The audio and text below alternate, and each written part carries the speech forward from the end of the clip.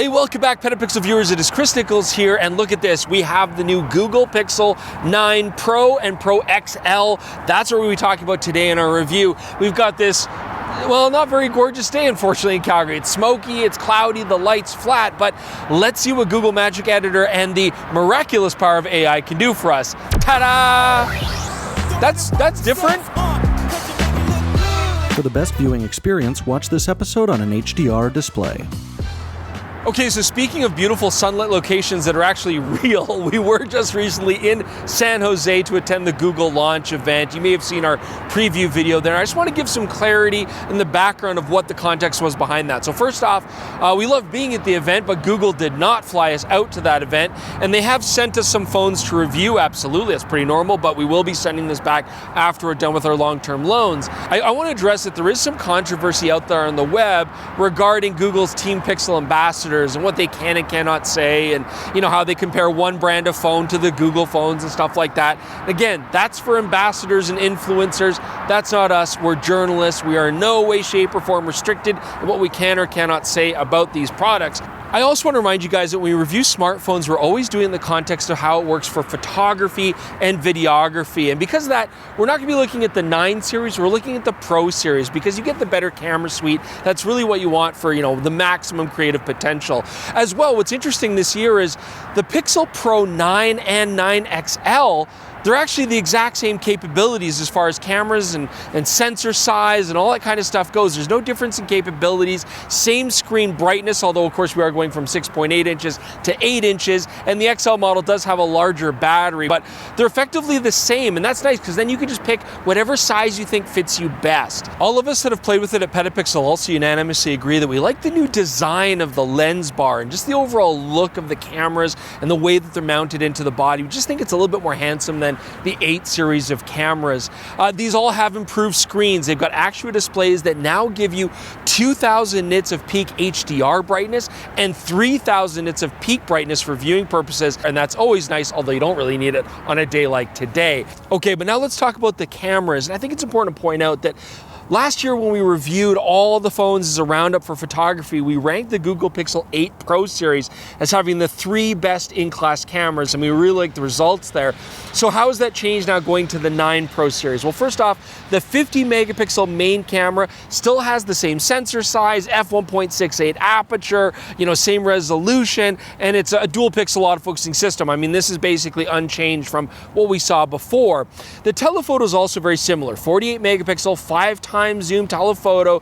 This is having an f2.8 aperture, same sensor size as well, but this now does also have dual pixel autofocus. But now for the next 2 cameras, we actually have some pretty major changes. So first off, the ultra-wide camera. This is still 48 megapixels, but now it has a brighter f1.7 aperture over the f1.95 aperture that we saw before. However, the sensor is actually physically smaller, so that's going to kind of cancel out. Other big, huge change actually is to the front-facing selfie camera. This has now been upgraded massively to a 42 megapixel camera. This has an f2.2 aperture, and it now goes a little bit wider. It's a 103-degree field of view, and it autofocuses. We are going to play with the selfies now because it's actually getting quite interesting. So in regards to these cameras, I mean, there's a lot of conflicting information out there. And of course, Google, when you ask them and their engineers, like, oh, the cameras, how have things changed? It's like, oh, everything's better, everything's greater, everything's larger and more magical, and you're gonna love it. And it's in the fore end and the back end and the inside end and the down end and the up in the whatever end. It's all been redone. But I'm gonna go out on a limb and say that as far as image quality goes, from the actual cameras themselves, I think it's gonna be largely what we've seen before from the Pixel 8 series. What the Google engineers did tell us, though, which is quite interesting, is they've rewritten from basically square one the entire pipeline architecture from sensor to your final image. That could have some interesting results. Where the real magic is going to happen is when we get into the machine learning AI and as well the generative AI, the stuff that's changed there. We should change locations. It's pretty loud, as you can hear, so let's talk about that somewhere else. Okay, so here we are in definitely a quieter part of town, maybe an uglier part of town. Definitely ugly. No, that's subjective. I mean, I love shooting these industrial areas, and this is where we do some of our testing for some of the more AI-based tools that we're gonna be talking about.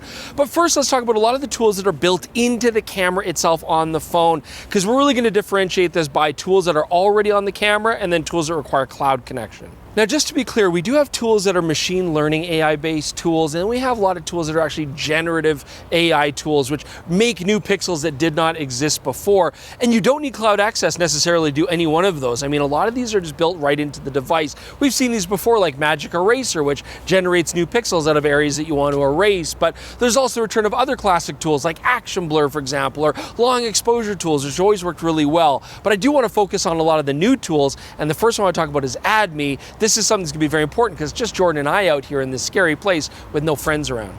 Okay, so I want to get a shot of both Jordan and I together for one. So I mean, you can use the selfie camera, but then you don't get the whole frame. And I want to get this whole building. We don't have any, passers-by here to say, hey, can you take a photo for us? So I'm going to use the AdMe tool. So I'm going to select it here. This is going to consist of taking 2 shots. I'm going to get my first shot here of the whole building with Jordan. Cute. Okay. Now, Jordan's going to come up here and take the phone, and he's going to see... I got you. Yeah. Okay. He's going to see this digital representation of himself. He can then also see the existing frame and tell me where to sit. Does that work? Okay, so looking at our shots here, you can see the first picture we've got Jordan with the frame that I want. The second shot, Jordan actually wildly misframed, but that's okay because he got me sitting on the bench, and then the camera compiles it to the original composition and throws me in there. And zooming in, we got flat light, we don't have any hard shadows. That is gonna help, but you can see it actually did a pretty good job of masking me. It looks maybe a little funny where my hair meets the red building, and you can see that my left thumb is cut off, but otherwise on Instagram or something like that, it would actually be no problem at all. The next tool that I want to talk about, I mean, we've seen it before, but they've radically changed not only the interface, but how it actually gives you images.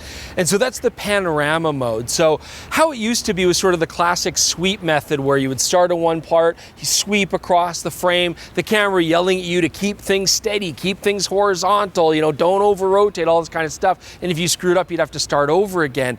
The new interface is far more powerful. So first off, it gives you a starting shot. Then it gives you a dot that you align in a reticle, and it actually works very well. It's very easy.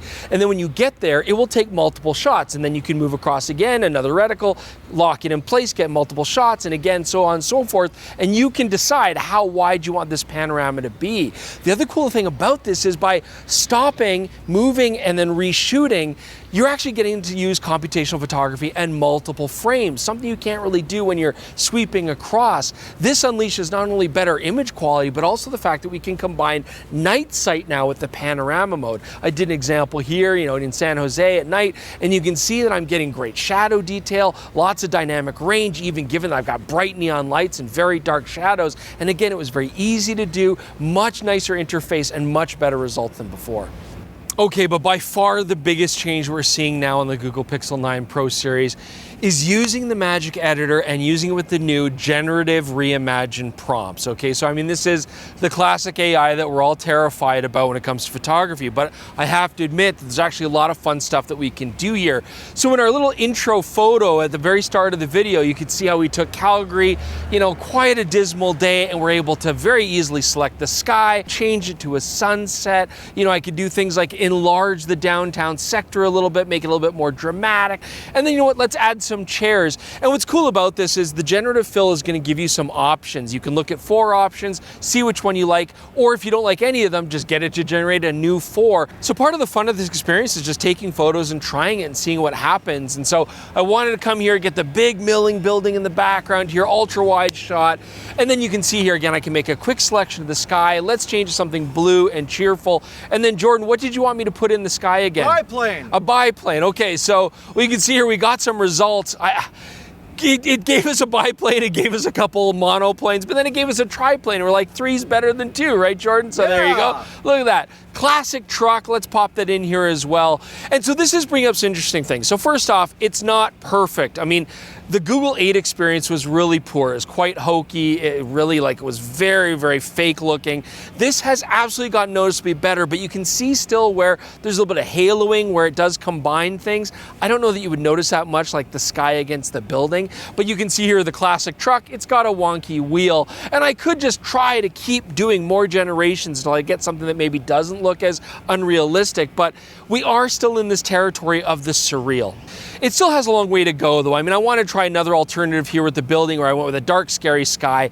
It seems to handle landscape stuff like that very well, but then I wanted to add some zombies, and there are some situations where it just won't do it. I mean, there are some terms of use where it just won't generate things for you because it does violate some policies. Maybe zombies are on that list, I don't know. So then I thought, well, puppies, it's going to do puppies. It does, but it turned out to be far more frightening. And there have been other situations where, you know, I want to do things like add a fireplace at a demo that I tried in San Jose, and just by saying fireplace, it didn't want to do it. But if I said make a fireplace, then it did it. I mean, sometimes you just got to mess around with the prompts. Now, Google's new AI technology isn't just affecting photography, it also has some benefits for video. So let's go talk to Jordan next. All right, Jordan here to talk about using the Pixel 9 Pro for video, and Chris is actually filming me on it right now in HDR, and remember, we are producing this video in HDR, so if you're on a compatible display, you'll see the wide dynamic range that this is able to capture. But I have to admit, I was a little bit disappointed that we didn't see any substantial hardware updates for video. So much of the improvements actually utilize you moving files off to the cloud. So Video Boost does really help you out in extremely high contrast situations or low light, but the thing is, you have to have access to cellular network or a Wi-Fi in order to upload it. Actually takes a fair amount of time, but then when those files do come back, you will see some improvements to the video. But one thing that's completely new in the 9 Pro is it has the ability to record 4K and send it up to the cloud to up-res it to 8K. Now the weird thing with this is you can't do it to every video clip. You have to choose 8K up-res when you record the video from the time of capture. I'm assuming so it can utilize information from the other lenses. So you have to remember that, but there's some other interesting limitations with the 8K oversampled mode. And it makes sense that you can't record it at 60 frames per second, but I was really surprised this isn't compatible with 24 frames per second, which we usually shoot. So that does mean you're limited to 30p video in this oversampled mode. So what's the quality actually like in those modes? Well, you do definitely get a little bit more dynamic range, better low light with the Video Boost. In extreme situations, that might be usable. But the 8K mode, yes, it gives you more resolution, less pixelation, but it's not really giving you more detail. So I would use this very rarely, honestly, primarily the way they're advertising it, where you pull frames out of the video feed. As well as some of the other stuff that was pretty rough, like their blur mode, which is kind of like Apple's cinematic to kind of give you a pseudo depth of field look to your video. It still looks very artificial, very hokey. Google did talk quite a bit about the improved video performance when using the telephoto lens. So we can record HDR on the 5x lens here, and it looks pretty good, as you can see, but here we can see the 10x lens quality. I mean, frankly, it's not very good, but if you really need to magnify something way off in the distance, if you're okay with bad looking video, you can use this, but that's not all. And here is the much talked about 20x image. I mean, it is saving this file as 4K, but you can see the actual resolution is way below 1080p, and it has a real limitation. So even if I'm not using tripod mode to keep the frame rock solid, when I'm trying to pan with a subject, I find that it kind of sticks. It will just pan very quickly and then stop for a second, pan very quickly and stop. Trying to film my kid on his bike, it was just an impossible task. So you could maybe use this for completely static scenes, but I'd say the actual usefulness of it is like not much. Okay, so what's my overall impression of the Pixel 9 Pro for video?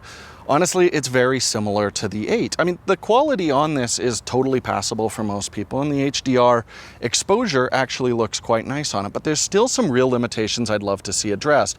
Like all Android phones, this does have a variable frame rate, so when we're recording external sound like we are right now, we have to constantly resync the audio. I mean, maybe I should clap again. Okay, we'll resync from that point, Chris.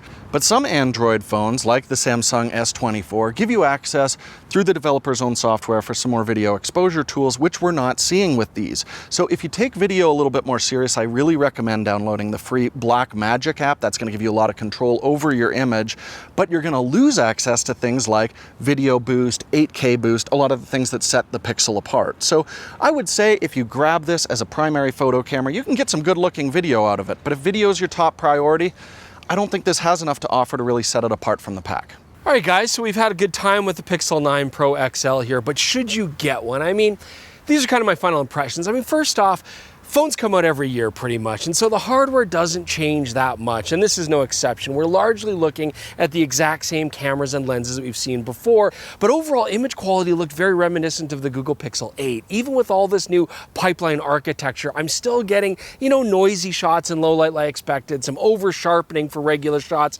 and the usual nice color and results that we otherwise got on the Google Pixel 8 Pro series. Now the 5x zoom, I love this. We're seeing manufacturers put a lot of effort into new telephoto lenses because that's where the quality really does need to improve in a big way. And the Google Pixel does a great job. I mean, yeah, this is basically the same array that we saw before, but it was already, in North America at least, like best in class. I mean, larger sensor than what you normally get, really nice lens, but you are still going to notice things like in low light situations, excessive noise using the 5x zoom. And so I do want to see that improve. But the fact of the matter is phones can only improve their hardware so much because we are really reaching just physical size limitations here. And so that's why AI tools are really taking over. That's the big push. So first, let's just talk about sort of the fun camera tools that you get here.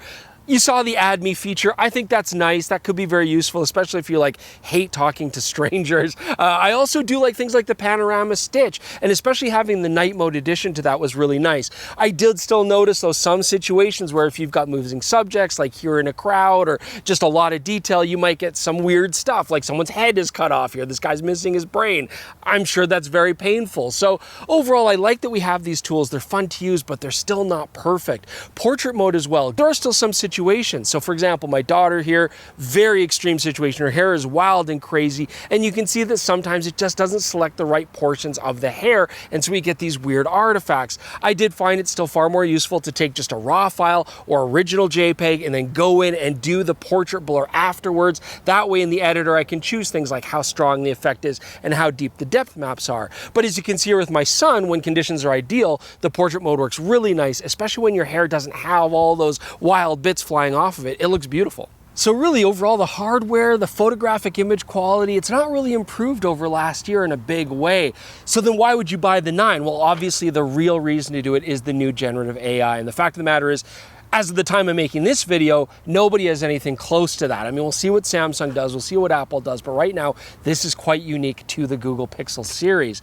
And it is actually a ton of fun. I know it makes people squibbly, it's not photography anymore, is it still art? Is it valid? I mean, that's beyond the scope of this video, but everybody who has tried this, myself included, has had a lot of fun using it. I mean, that's a really important thing to have when you're doing smartphone photography. We gave the camera to Jordan's son to try out, and of course, the mind of a child is gonna always come up with fun prompts, and you can see here it does neat stuff like a tiger chasing him in the skate park, and then the AI decides, well, it looks like a skate park, there's skateboarders, let's put the tiger on a skateboard, why not? And again, a lot of this is guess and test and experimentation and seeing what you get, and sometimes you got to try multiple results until you get something that's more convincing to play with. I wanted to try something with a very practical application just to see if I could do better with AI than with an actual shot. So I went out to Global Fest. It's a big firework thing, lots of low light situations, and I want to capture not only fireworks with the phone, but also just try to AI generate off of one frame that's clean with nothing in the sky. And the fact of the matter is, it's fun to play with. I think on Instagram, a lot of people would say, oh, great shot. They would just kind of take it for granted, but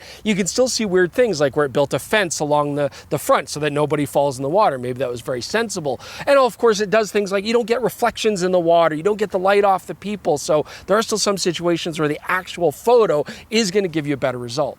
And so, your results on these AI generative things, they're gonna vary. I mean, sometimes it's a little bit hokey, sometimes it's obviously fake, sometimes it's ridiculous, but sometimes it actually can be quite convincing, and I could see it being quite useful. And most importantly, it was fun to play with. And I do think that there's at least some valid creativity there to trying out different results, trying different photographs as a test bed, and then adding or modifying things as you see fit. Really how far you're going to go in with this AI generative capability and what kind of tool it's going to be for you, that's really going to depend on who you are as a photographer. But honestly, we're going to see more and more of this from all the other phones. This is obviously a direction that phones are going to go in the future. And so it's interesting to play with it and let's see what it can do for you. I don't think it's replacing any professional photographers or professional results at this point, not even close. But I think a lot of people doing Instagram posts wanting to either clean up their shots or maybe make some interesting modifications are absolutely going to find joy using this. That being said, one thing that we were a little bit disappointed by is we're not seeing any sort of indication in the metadata, no watermarks on the photos to indicate that this was created with AI. And that I think really needs to be rectified right away. So, you know, looking at this new smartphone, it leaves us with a lot of questions. I mean, Google hasn't really emphasized improving the hardware in this particular model.